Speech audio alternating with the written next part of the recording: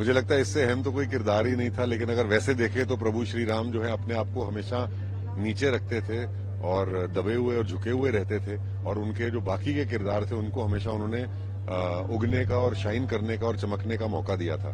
तो ये बहुत अहम किरदार है, और ये किरदार नहीं, अब तो मेरे अंदर मेरे कण कण में राम बसते हैं। 2020 से मैं इस लीला का मंचन कर रहा हूँ, अयोध्या जी में आके कर रहा हूँ, और पूरे विश्व में लाइव दिखाई जाती है। पिछले साल 36 करोड़ लोगों ने देखा।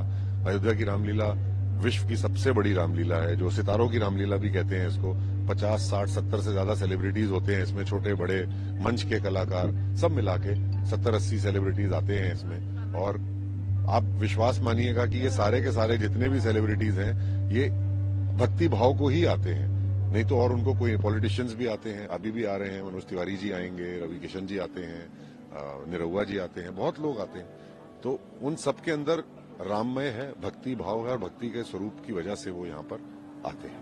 सर 2020 की आपने बात बताई, आप जुड़े हुए हैं। अब की रामलीला और उस टाइम की रामलीला क्या फर्क है? इस बार जो है अलग मौका है, राम जी को अपना घर मिल गया, अपने घर में।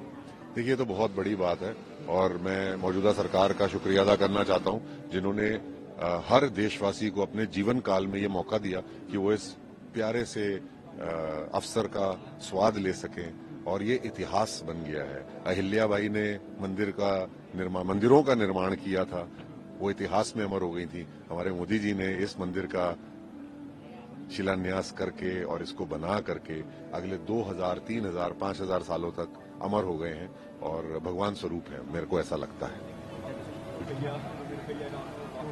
हम इस समय में रामलीला से जुड़ना और सीता का रोल निभाना, प्राण प्रतिष्ठा भी है, क्या कहना चाहेंगे? सबसे पहले तो जय श्री राम। देखिए, बहुत ही बड़ा अवसर है। हम सब सारे भारतीय और विश्व भर के लोग 500 सालों से इस चीज का इंतजार कर रहे थे कि 500 साल बाद ये एक भव्य उत्सव होने जा रहा है। तो सबके दिल में बहुत खुशी है। उनका एक वनवास ये भी पूरा हुआ जिसको 500 साल लगे। तो बहुत ही अच्छा अवसर है, और हम लोग क्योंकि इस किरदार ये जो अवसर है इसमें हम भी अपना योगदान दे रहे हैं, तो ये भी हमारे लिए एक बहुत ही गौरवपूर्ण क्षण रहेगा कि मैं माता सीता की भूमिका निभाने जा रही हूँ।